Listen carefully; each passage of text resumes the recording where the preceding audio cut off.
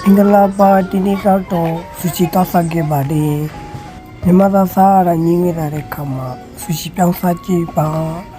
စင်းရတံပြရရနဲ့စောက်ကောင်းခဲ့ပါလေနမေဆိုင်နမေကခပ်ပါဆူရှီလို့ခေါ်ပါတယ်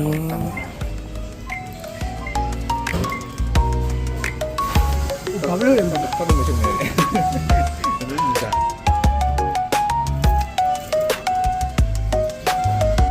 တော်တော်လို့အမှုရမှာ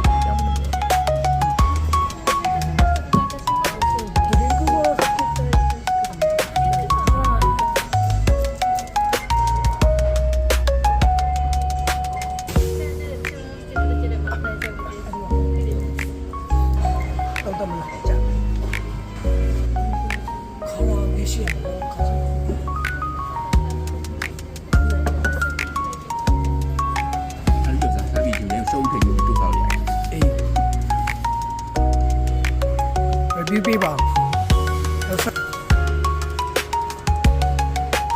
ရုပ်ဆိုးဆိုးနဲ့စားပြတယ်ချိန်ပါ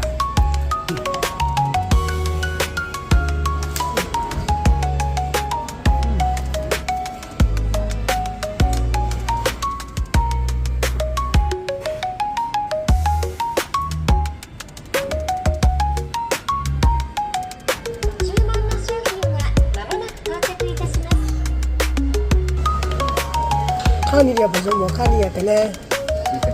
နော်ရမနော်တော့လာတော့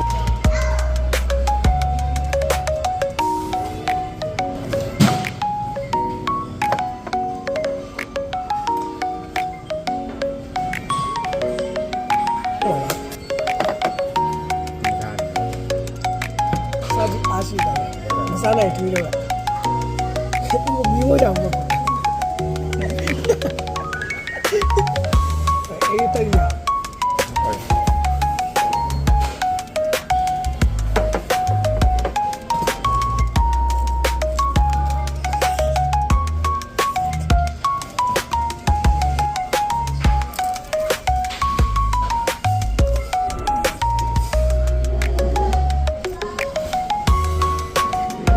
်ဆော်ရတဲ့ပုဂ္ဂိုလ်တွေဖြစ်ပါတယ်ဝါ